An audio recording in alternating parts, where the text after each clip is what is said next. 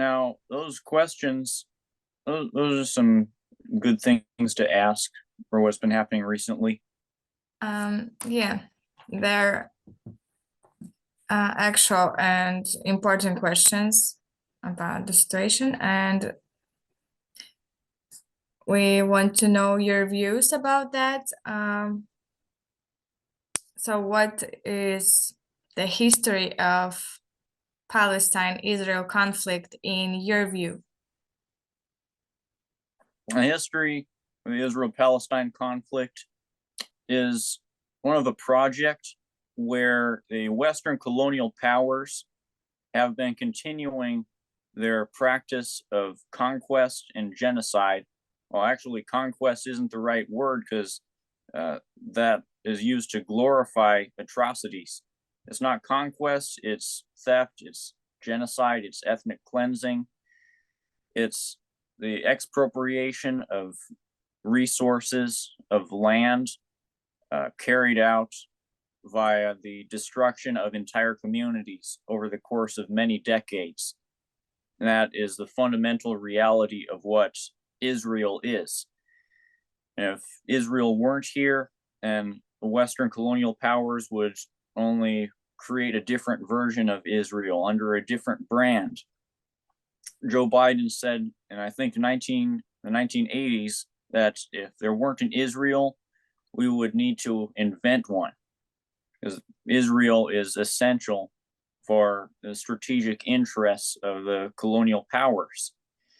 And throughout this horrific colonial project, the West has tried to brand what they've been doing in this part of the world as something justifiable, really as something benign.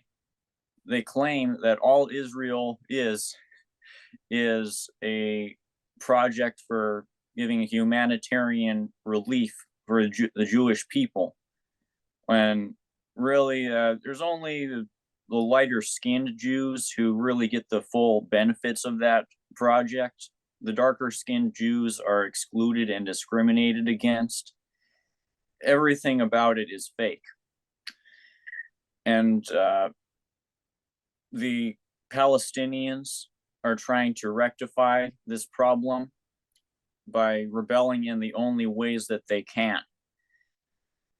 Now, there are really insidious narratives when it comes to the Palestinian resistance, narratives that find their way even into the most enlightened parts of the American left, because there's this impulse to denounce Hamas in particular, like try to distance Hamas from the Palestinian resistance.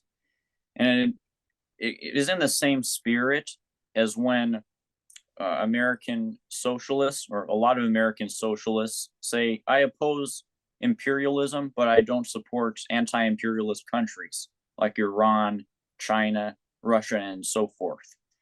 That is the same impulse that causes a lot of them to denounce Hamas. Now, it's true that Israel supported Hamas for a time in order to try to divide the Palestinian resistance. And what's happened since then is Hamas, the Islamists, the nationalists, and the communists within the Palestinian resistance have been able to unite, and so now they're fighting under the same united front. So when somebody tries to separate Palestine from Hamas and say that Palestinians are oppressed by Hamas, that's part of the real problem. Really, they're just denouncing the Palestinian resistance in general. So who is to blame for the hostilities in Palestine? The ones who started off the whole problem, the ones responsible for the entire situation, the colonists. First it was the British, then that got transferred over to the Americans. And that's the root of the problem. Those are the ones that we should always be blaming. Do you think this conflict is more about the land or religious? If there weren't a land conflict, then there wouldn't be any religious conflict. It is entirely possible for human beings to coexist despite having different religious beliefs. So much of history has shown that. The diversity of this region has shown that. And it's only when certain actors decide to overstep their rights and take more than what they deserve that conflict starts to appear. Because of this conflict, is it possible to start the World War III? It is possible, though the thing about World War III in regard to Iran is it's so impractical. The idea of invading Iran, of conquering Iran, that the only way a war between the US and Iran could start is if the US were to decide that it wants to sacrifice essentially all of its other imperial projects. It cares a lot about the military buildup against China. It cares a lot about, in the long term, I think, the project to invade Mexico. So if the US were to invest its resources and efforts and manpower into invading Iran, then all it would be doing is destroying itself. Iran's geography alone is far too big of an obstacle for the USA to be able to overcome. It's simply not practical in any way whatsoever. Even if the draft were to come back, even if they were to try to coerce guys like me into fighting, it still wouldn't work. So that's the encouraging thing. I think that Iran's geography may prevent World War III. Do you see this conflict to be solved, and how it can be solved? It can only be solved via the decolonization of Palestine. And that's the idea we need to normalize. I don't believe the two-state solution was ever a good thing, because that would still give the colonizers so much territory. The colonizers don't deserve any territory for their apartheid colonial project. But for a time, from what I understand, the two-state solution was still viable. Then the Israelis made that no longer viable by insisting on taking more than what's reasonable.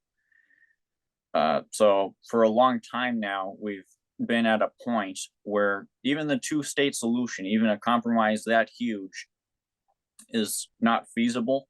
And the only way out is through the abolishment of the Israeli state. Do you have any more thoughts about this topic to say? There is such a desire within our culture to try to reconcile the realities of Zionist colonialism and genocide with the ideals of liberal so-called democracy, of the freedoms that the USA supposedly represents. And it's reflective of the larger American imperialist ideology, where in practice, the USA and its projects such as Israel represent nothing more than exploitation, subjugation, and murder. But the partisans of this order, of this imperialist project, claim to represent something quite humanitarian and progressive. And this ultimately is the case for the right wingers too, because they always want to view themselves as superior. They want to view themselves as the purveyors of progress and of righteousness. and the reality simply does not match with that. Thank you for sharing your personal views and for participating in our interview. Yes. Thank you for interviewing me.